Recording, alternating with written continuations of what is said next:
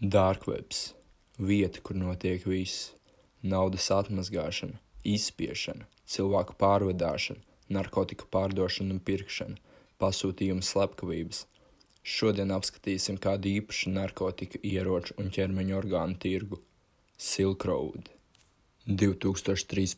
gada 1. oktobrī federālie aģenti ielavījās iekšā Sanfrancisko publiskajā bibliotēkā un arestēja 29 gadus veco Rosu Viljamu Ulbrihtu. Ross bija tumšā tirgus Silk Road dibinātājs un īpašnieks. Silk Road bija pirmais modernais narkotiku un citu nelegālu preču internetu veikals. Ross to nosauca Silk Road. Latvieši to pazītu kā zīdeceļu. Senie tirgus ceļi no Ķīnas līdz Eiropai, 2 gadsimtus pirms mūsu ēras. Ulbrihts cerēja izveidot savu moderno internetu veikalu, bet tikai ne zelta vai garšvielas, bet gan ko sarežģītāk dabūnamu. 2 gadu un 10 mēnešu laikā, kurās Silk Road darbojās, tika apgrozīti 9,5 miljonu bitkoinu, jeb 1,2 miljardi dolāru, kur 6,43% no katras transakcijas nonāca Silk Road tētim, Rossam. Mājaslapa darbojās slepenajā interneta daļā, Darkwebā. Prokurori vēsta, ka FIB Rossa Ulbrihta datorā atrada ziņu, kur viņš ir vēstījis par to, ka vēlas izveidot mājaslapu, kur cilvēku varētu nopirkt jebko, anonīmi, bez izsekošanas pēdām. Ross Ulbrihts piedzima 1984. gada 27. martā, Ostinā, Teksasā. Viņš bija skauts, sasniedzis augstāko rangu skautu kustībā, tāpat kā viņa tēvs. Viņam bija laimīga bērnība. Ross bija hipsters, bet nopietns students, kurš ieguva 1460 punktus SAT testā. Ja kāds nezin, SAT ir tests uzņemšanai koledžās ASV. Vidējais punktu skaits ir 1050, bet ja ir pāri 1350, tevi var saukt, kā teikt, par izcilnieku. Rossam bija 1460 punkti. Tika budžeta klasē Teksasas Universitātē Dallasā, kur kārtīgi mācījās fiziku. Pēc tam tika vēl vienā budžeta klasē Pensilvānijas štatu universitātē, kur mācījās materiālu zinātni un inženieriju. Mācoties Pensilvānijā, viņš kļuva par liberāli, kas ir politiska filozofija, kurā indivīds iestājas par individuālo brīvību un minimālu valsts iejaukšanos ekonomikā. Kā tā laika prezidenta kandidāts uzdeva jautājumu, kāds ir Amerikas lielākais izaicinājums? Ulbrihts savā YouTube kanālā atbildēja šādi. But I think the most important thing is getting us out of the United Nations. Ulbrihts vēlējās izveidot pasauli brīvu no valdības kontrolas. Viņš uzskatīja, ka valdībai nav nekāda sakara iejaukties tajā, ko cilvēki liek sevī iekšā. Kad cilvēki apjautājas par narkotiku drošību, Ulbrihts teica: tātad vai mums vajag aizliegt Bigmakus no McDonalda, jo tas liek cilvēkiem pieņemties svarā, noved pie sirdslēkmes un cilvēks nomirst, vai arī mašīnas, tās noglumina miljoniem cilvēku katru gadu.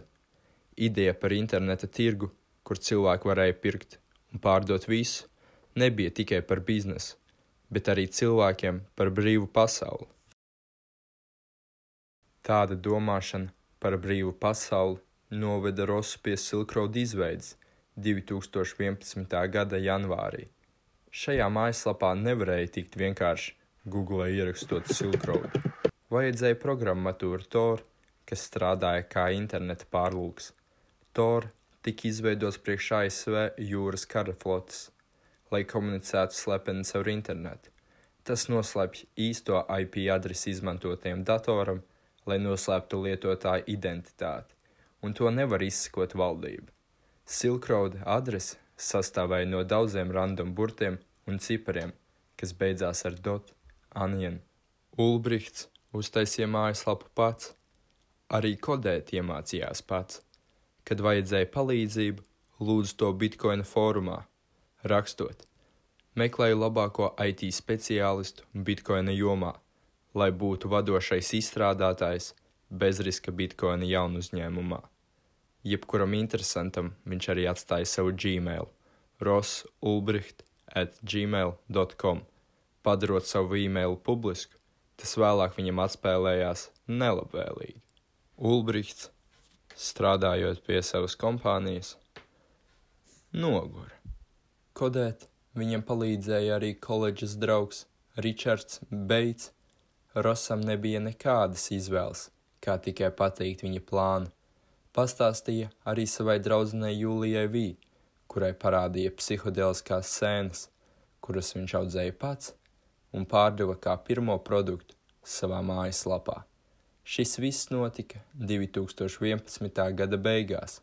Tajā pašā laikā Ulbrichts arī strādāja mazā grāmatveikalā Good Vegan Books. Šis viss viņam sagāja labi, lai izsūtītu scēnas. Viņš varēja tās ielikt vakuuma blīvētājā, ielikt vēstulē un aizlimēt ar sava biznesa etiķeti. Rossa biznesa palēnām sāka uzraut apgriezienus. Parasti viņš izsūtīja savus produktus 2 reizes nedēļā, bet, kad par to sāka stāstīt draugi draugiem, viņam nācās to darīt katru dienu.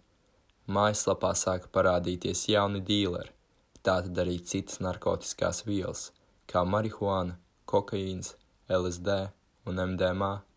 Tas atbild Ulbrichta liberāliskajai domāšanai. Viņš ticēja, ka tā bija katra atsevišķa indivīda izvēle, ko likt savā ķermenī, nevis kādi citi, it īpaši ne valdības. Ulbrichts pastāstīja draudzenei par to, kā viņa internetveikals ir attīstījies, lai gan viņa bija mazāk iepriecināta par to. Jūlija sāka uztraukties, ka arvien smagākas un smagākas narkotikas tika pārdotas Silk Roadā. It īpaši, kad viņi ieraudzīja, ka kāds ir arī sācis pārdot heroīnu. Viņas bažas sāka augt, un viņa Rossam uzjautāja, ja nu kāds pārdozē, vai ja nu kāds aizsūta narkotiku, kur ir leisota ar ko citu.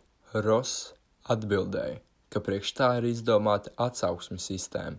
Ja kāds pārdos sliktu kvalitāti, viņš saņems sliktu atsauksmi, un no viņa neviens neņems, uz ko Jūlija atbildēja. Jā, bet kā lai pircēji ieliek sliktu atsauksmi, ja viņi ir miruši? Ulbrichts arī uzskatīja, ka katram bija tiesības uz pašaizsardzību, kad Silk Roadā parādījās ieroči, bet kārtējo reizi Jūlija to redzēja savādāk. Ross, tev šis ir jābeidz. Padomā, kāpēc lai kāds pirktu pistoli anonīmi? Bet Rossam Ulbrichtam bija pie kājas. Viņš izšķīrās ar Jūliju pēc viņas uzdotā jautājuma. Nobeidz Silk Road vai vācies ārā no mana dzīvokļa. Ross bija biznesmens, nevis simps, un izvēlējās Silk Road. Viņš sāka piesaistīt vēl vairāk klientus. Izdomāja uzrakstīt ziņu maģisko sēņu mājaslapā Shroomery, maskējoties kā Random Jacks, kurš nejauši bija atradis Silk Road.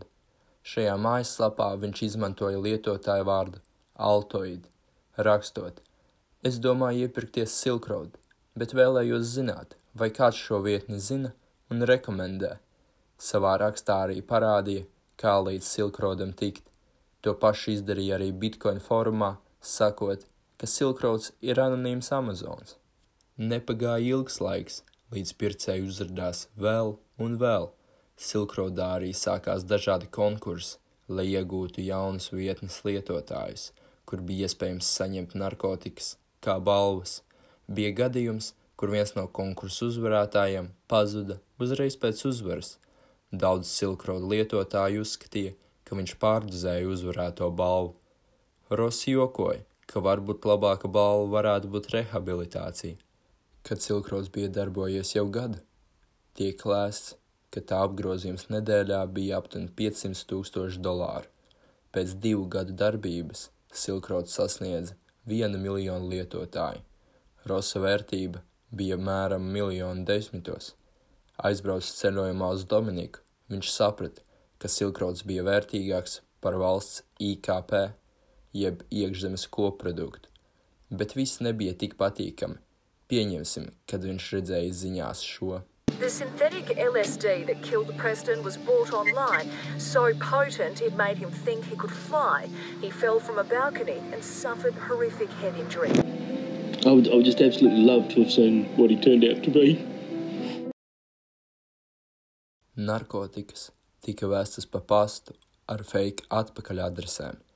Parasti tās tika paslēptas disku kastītēs. Kreatīvākie dīleri tās lika pat mazajos caurumos kartonā.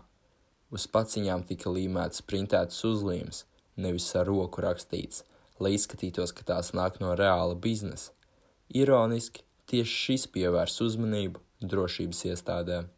2011. gada vasarā aizsardzības aģents, nezinu kā viņu izrunā latviski, bet angliski Jaredz Derjekhjejans.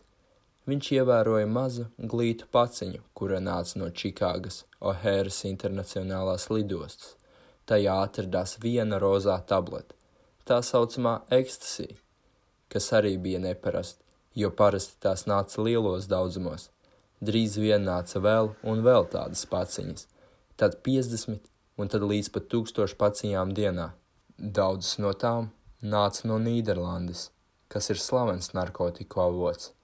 Aģents Derjekhjejans apciemoja vienu adresi, kur paciņai vajadzēja nokļūt. Parunāja ar pircēju dzīves biedru, kurš teica, ka paciņa nāca no mājaslapas Silk Road. Derjekhjejans nebija dzirdējis par šādu internetu veikalu. Viņš parakās dziļāk un nonāca pie ziņu virsraksta. Mājaslapa, kur tu vari nopirkt jebkādu iedomājamo narkotiku. Raksta autors Adrians Čens interesanti to aprakstīja.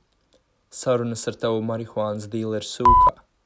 Pērkot kokaīnu var tikt nošauts. Kā būtu, ja varētu pirkt un pārdot narkotikas internetu veikalā, tāpat kā grāmatas un gaismas spuldzītes? Tagad var. Sveicināts Silk Roadā. Šis raksts piesaistīja lielu uzmanību, kuru apskatīja 3 miljoni cilvēku. Ne tikai Silk Roadam pievienojās tūkstošiem dīleru un pircēju, bet arī politiķi, piemēram, senators Čaks Šumers, vēstīja, lai mājaslapu aizver. ASV valdība bija noraizējusies, bet ne tikai par narkotikām.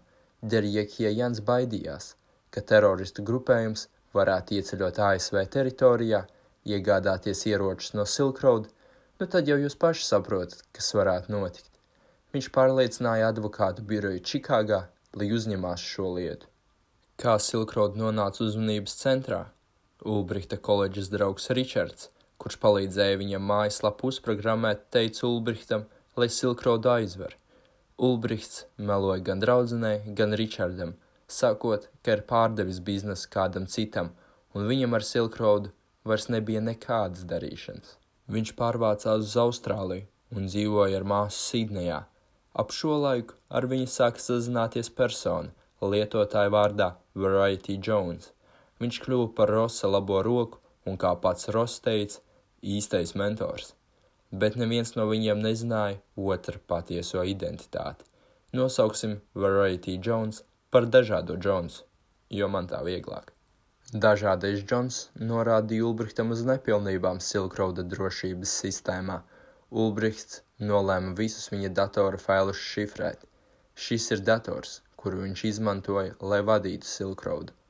Viņš ievietoja avārijas pogu, kura automātiski izslēgtu viņa ierīci, ja FIB pēkšņi viņu reidotu. Džeks pat bija sagatavojis bēgšanas plānu. Tas bija iznīcināt datoru un cieto disku, atrast kreiglistā vietu, kur dzīvot, maksājot skaidrā naudā, un izveidot jaunu identitāti. Dažādais Džons ieteica Rossam pārmainīt lietotāju vārdu no admin uz Dread Pirate Roberts, jeb bailīgais pirāts Roberts. Dažādais Džons parādīja Ulbrichtam, cik liels Silk Road var kļūt. Ross savā privātajā žurnālā rakstīja, Silk Road kļūs par fenomenu, un vismaz viens cilvēks man par to pastāstīs, nezinot, ka es esmu aiz tā visa. Federāli aģenti varēja vien pakasīt galvu, jo viņiem nebija nekādas nojausmas, kurš bija megamains aiz Silk Road. Kurš bija Dread Pirate Roberts? Kurš bija kuģa kapteinis? Tās kļuva jau par sacensībām starp FIB un DEA, kurš pirmais identificēs bailīgo pirātu Robertu. Lai labāk saprastu, kā Silk Roads operēja, drošības aģents Derrick Hiejans maskējās par pircēju un iegādājās 52 slepenus nelegālo preču pirkumus. Pa to laiku arī konfiscēja tūkstošiem paciņu, sasaistīja tos, atrodot pārdevēju dzīvesvietas un arestēja vairākus dīlerus. Lielākais ķēriens bija bailīgā pirāta Roberta darbinieka atklāšana. Moderators Silk Roadā ar lietotāju vārdu Cyrus. Derrick Hiejans piespieda viņu atdot savu akkauntu. Tad Derrick Hiejans izlikās par viņu. Tā viņš saņēma tiešos uzdevumus no pirāta Roberta. Viņš nebija vienīgais federālais aģents, kurš sarakstījās ar Dread Pirate Roberts.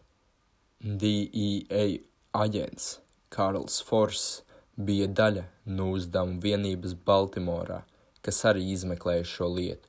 Forss izmantoja lietotāju vārdu Nob un uzdevās par narkotiku tirgoni no Dominikānas Republikas, kurš kontrabandas ceļā ieveda ASV kokaīnu un heroīnu $1 miljonu apmērā katru gadu.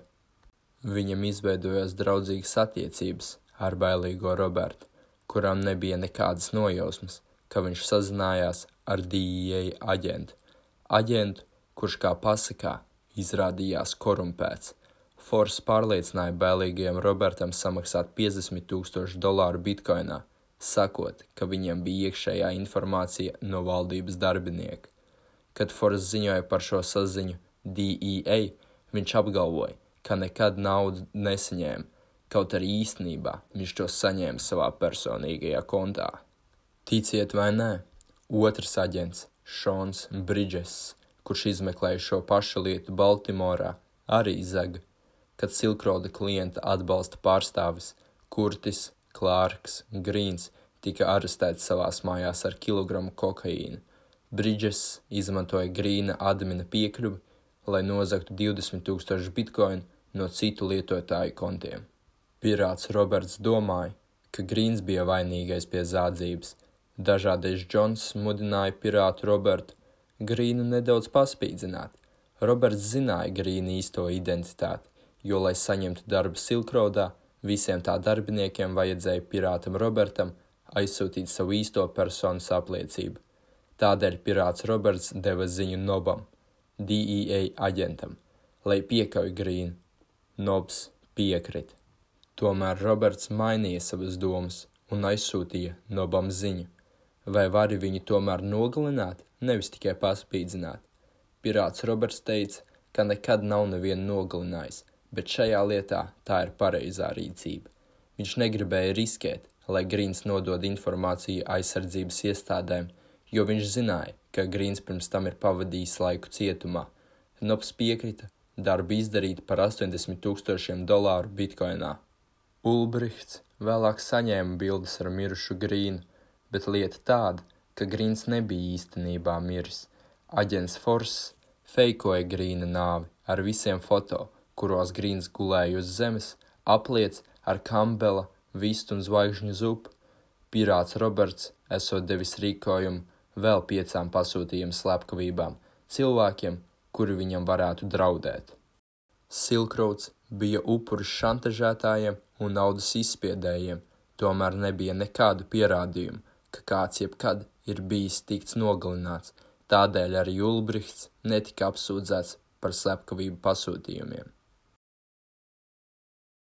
Šajā brīdī valdība nebija necik tuvāk bailīgā pirāta Roberta identitātei.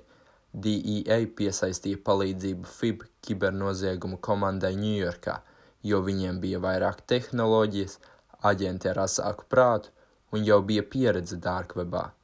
FIB īpašais aģents Kris Starbels zināja, ka, lai noķertu Megamindu, viņiem vajadzēja nogaidīt līdz brīdim, kad Silk Roada komanda pieļaus kādu kļūdu. Saskaņā ar FIB, pirāts Roberts pieļāva kļūmi aptuveni gadu pēc izmeklēšanas sākuma. 2013. gada maijā izmeklētāji ievēroja kļūdas mājaslapas kodēšanas sistēmā, mājaslapas nepilnības, kuras nopludināja IP adreses. Kā rezultātā viņi atklāja, ka Silk Road serveri atradās datu centrā Īslandē. Ja kas, Silk Road aizsardzības komanda neticēja šim skaidrojumam. Viņi bija pārliecināti tam, ka Nacionālā aizsardzības aģentūra nelegāli spiegoja un deva ziņu FIB par servera lokāciju. Aģents Tarbels lidoja uz Reikjavīku, kur Islandes aizsardzības iestāde iedeva viņam disku ar informāciju par serveru atrašanās vietām. Tagad FIB bija piekļuve visiem datu dārgumiem. Viņi varēja redzēt visus pārskaitījumus, kuri pieslēdzās un atslēdzās no Silk Road, bet vissvarīgāk, Tarbels ar savu komandu identificēja, ka galvenais dators, ar kuru serveri sazinājās, bija ar lietotāju vārdu Frosty. Pirāts Roberts pieslēdzās Silk Roadam ar paroli, kas beidzās ar Frosty. Varēja arī noteikt, ka Roberts nesen izmantoja internetu no kafejnīcas San Francisco, lai piekļūtu Silk Roadam, izmantojot VPN virtuālo piekļuves tīklu.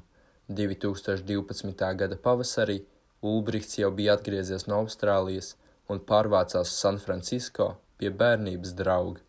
Tagad FIB zināja datora lietotāju vārdu un varēja fokusēties tā meklēšanai San Francisco, bet joprojām nekādas ziņas par pirāta Roberta īsto identitāti. To puzles gabaliņu ievietoja Gerijs Alfords, kurš strādāja IRS ASV iekšējo ieņēmumu dienestam.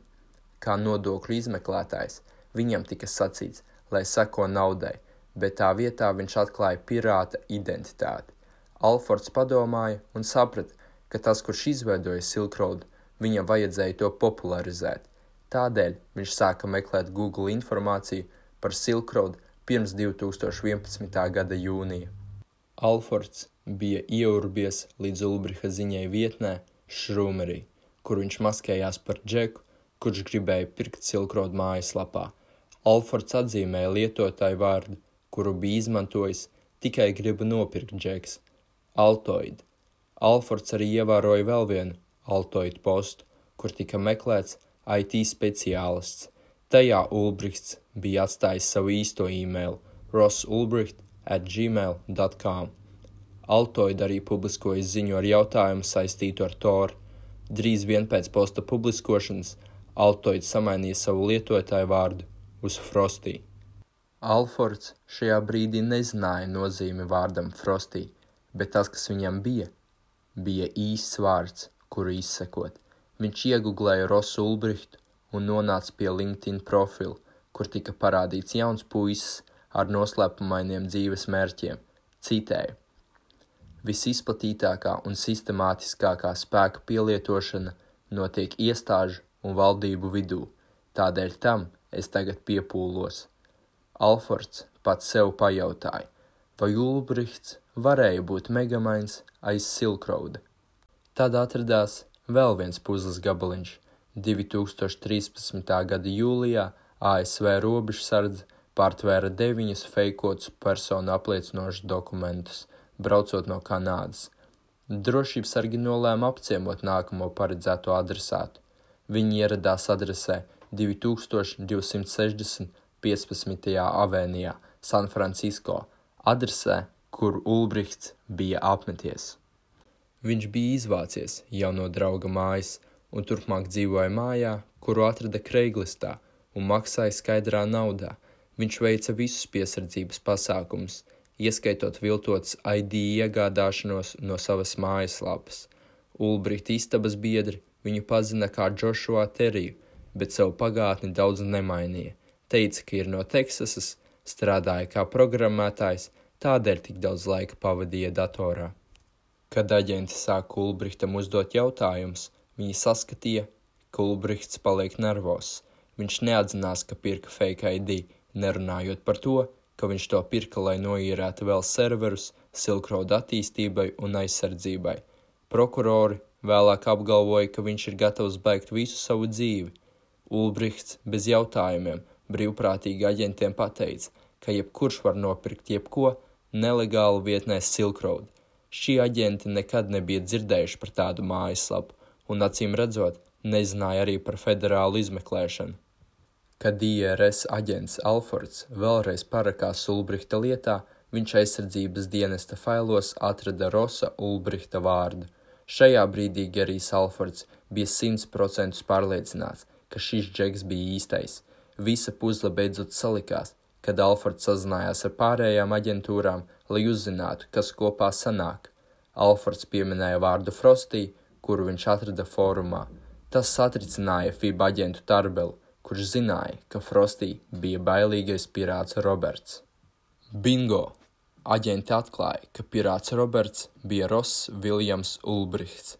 Cenšoties iegūt pierādījumus, federālie aģenti viņam sekoja visur. Viņiem arī bija ordenis Ulbrihta Gmailam. Viņi ievēroja, ka tajā pašā brīdī, kad Ross pieslēdzas bailīgajam pirātam Robertam, viņš pieslēdzas arī Gmailam, un tāpat, kad atslēdzas, bet aģenti zināja, ka šis nebūs pietiekami liels pierādījums, lai viņu atzītu par vainīgu. Viņiem vajadzēja konkrētus pierādījumus. Viņiem vajadzēja noķert Ulbrihtu, kamēr viņš Silkrodā bija ielūgojies kā Dread Pirate Roberts. Atšifrēts dators bija vajadzīgs, lai aģenti varētu atvērt visus viņa failus. Viņi zināja, ka šo būs ļoti grūti izdarīt. Drošības iestādes bija pārliecināts, ka vislabākā vieta, kur viņu noķert, būtu negaidīti publiskā vietā. Aizsardzības aģents Derjekijans joprojām uzdevās par Silkroad darbinieku Cyrus un turpināja uzturēt kontaktu ar pirātu Robertu. Šī komunikācija bija izšķirošā plānam, ko viņi sagatavoja. 2013. gada 1. oktobrī, 3:08 dienā, Derjekijans ieraudzīja pirātu pieslēdzamies Silkroadam. Ulbrihts sēdēja zinātniskās fantastikas nodaļā San Francisco publiskajā bibliotēkā. Derjekijans sāka sazināties ar pirātu Robertu, maskējoties kā Cyrus. Sveiks, tu esi šeit? Čau! Kā iet? Man viss labi. Tev? Arī labi. Vari apskatīt vienu atzīmēto ziņojumu priekš manis? Atzīmētos ziņojumus varēja apskatīt tikai galvenajā datorā. Tātad tikai Ulbrihts. Viņš uz jautājumu atbildēja, protams, tūlīt pieslēgšos. Bet tad Ulbrihts uzdeva jautājumu, tu veici bitcoin apmaiņu pirms tu sāki strādāt pie manis, vai ne? Ulbrihts pajautāja šo jautājumu drošības pēc, jo zināja, ka tikai īstais Cyrus zina pareizo atbildi. Veiksmīgi drošības iestādēm īstais Cyrus bija pateicis aģentiem atbildi drošības jautājumam. Aģents Derjekijans cerēja, ka pareizi atcerās atbildi, kad rakstīja. Jā, bet tikai nedaudz. Necik vairāk par to? Nē, es beidzu ziņošanas prasību dēļ. Nolāpītie regulātāji, ne? Labi, kuru ziņu? Derjekijans zināja, ka Ulbrihts tagad skatījās atzīmētos ziņojumus. Viņš ziņoja saviem kolēģiem, kuri arī atradās bibliotēkā, lai sāk misiju. Pēc brīža izcēlās strīds tuvumā Ulbrihtam.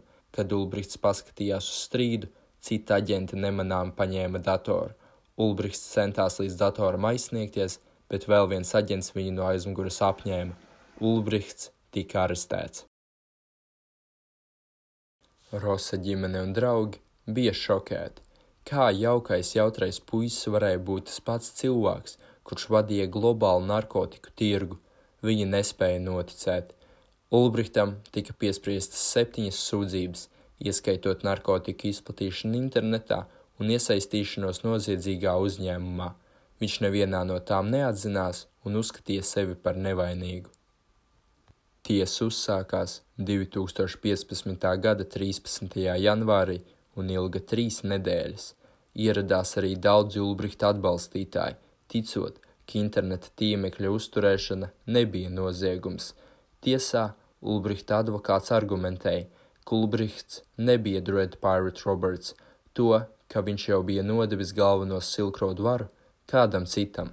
Bet žūrija neakceptēja šo kā taisnību, jo federālie aģenti burtiski noķēra viņu, kamēr viņš darbojās Silkroadā kā galvenais Dread Pirate Roberts. Drošības iestādes pat ieraudzīja sarakstu ar dažādo Džonus, kur viņi izdomāja šo lietotāju vārdu, un to, ka Ross varētu teikt, ka viņam Silkroads vairs nepiedara, ja policija viņu noķer.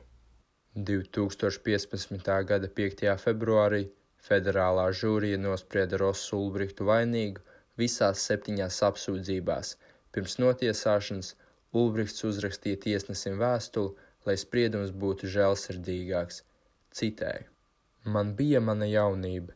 Es zinu, ka jums ir jāatņem mani dzīves vidējie gadi, bet lūdzu, atstājiet man manas vecumdienas, lūdzu atstājiet mazu gaismu tuneļa galā, kā attaisnojumu palikt veselīgākam, kā attaisnojums sapņiem dzīves priekšā un iespējas sevi izpirkt brīvā pasaulē, pirms es satieku savu izveidotāju. 2015. gada 29. maijā ASV apgabala tiesnese Ketrīna Foresta nolasīja spriedumu. Tu biji kuģa kapteinis, kā Dread Pirate Roberts. Tu izveidoji pats savus likumus, un tu pildīji tos tā, it kā viņi būtu pareizi. Tātad tā nebija pasaule bez ierobežojumiem, tā nebija pasaule ar pilnīgu brīvību, tā bija pasaule ar tevis izveidotiem likumiem, tie bija tavi likumi. Tas ir nereāli domāt par to, ka Silk Road bija vieta brīvībai. Neviens narkotiku dīleris no Bronksas, dīlojot metamfetamīnu vai heroīnu vai kreku, nebija teicis šādus argumentus tiesai. Tas ir privileģēts arguments. Tas ir arguments vienam no privileģētajiem. Tu neesi necik labāks par jebkuru narkotiku dīleri, un tava izglītība nedod nekādu privilēģiju mūsu kriminālās taisnības sistēmā. Tas veido to mazāk izskaidrojumu, kāpēc tu darīji to, ko tu darīji. Nav nekāda iemesla izvēlēties starp šiem 2 cilvēkiem, kurus es redzu sev priekšā. Ulbrihts, kurš ir līderis noziedzīgā uzņēmumā, un Ulbrihts, kurš ir zināms un mīlēts. Kas ir skaidrs ir tas, ka cilvēki ir sarežģīti, un tu esi viens no viņiem. Viņi ir veidoti no dažādām dotībām un daudzām īpašībām, ar nevienu no viņiem izskaidrojošu. Ulbrihtā ir labs, es to neapšaubu, bet ir arī slikts. Un to, ko tu izdarīji saistībā ar Silk Road, bija šausmīgi postoši mūsu sociālajai uzbūvei. Mister Ulbricht, mans spriedums, šeit un tagad, mūsu tautas vārdā, spriedumiem 2 un 4, tu esi arestēts uz mūžu, vienlaikus spriedums 5, tu esi arestēts uz 5 gadiem, vienlaikus spriedums 6, arestēts uz 15 gadiem, un vienlaikus par naudas atmazgāšanu spriedumā 7 arestēts uz 20 gadiem. Federālajā sistēmā nav priekšlaikus atbrīvošana, un tev vajadzēs dzīvi pavadīt cietumā. Kopā Rosam tika piespriesti 2 mūža ieslodzījumi, plus 40 gadi. Mūža ieslodzījums liekas par traku. Jā, Ross izveidoja Silk Road, bet neskaitot psihodēliskās sēnes, kuras viņš sākumā audzēja, pats viņš narkotikas nepārdeva. Varētu argumentēt, ka narkotikas tiek pārdotas visu laiku, Facebookā vai Snapchatā, bet lieta ir tāda, ka šīs lietotnes neatļauj nelegālu produktu izplatību. Toties Silk Roads tika izveidots tieši šim nolūkam, bet izskatās, ka tiesnes vēlējās Rosu uztaisīt kā piemēru, lai nesāk rasties vēl līdzīgi internetu veikali. Šis bija daudz par daudz no tā, ko federāļi pieprasīja. Ulbrichts cerēja, ka Silk Roads gūs lielus panākumus, un viņš kļūs slavens. Saskaņā ar prokurora lasīto, Ulbrichts rakstīja, citēju: Es ceru, ka kādu dienu tiks izveidots stāsts par manu dzīvi, un būtu labi, ja tas būtu detalizēts. Viņa sapnis piepildījās, bet laikam ne tā, kā viņš to bija iecerējis. Ironiski, ka Rosa mīļākais seriāls bija Breaking Bad, kur viņa stāsti ir kā 1-1. Abi izskatās kā vienkārši puiši, kuri abi kļūst par narkobaroniem. Laikam ejot, dara ekstrēmākas lietas. Pieņemsim, piedāvā lielu naudas summu, lai nogalina kādu, kurš nepatīk. Katram arī bija mērķis. Valteram vajadzēja samaksāt par saviem medicīniskajiem izdevumiem un Rosam padarīt brīvāku pasauli. Abi beigās tiek ierauti šajā nelegālajā dzīvē un noķerti.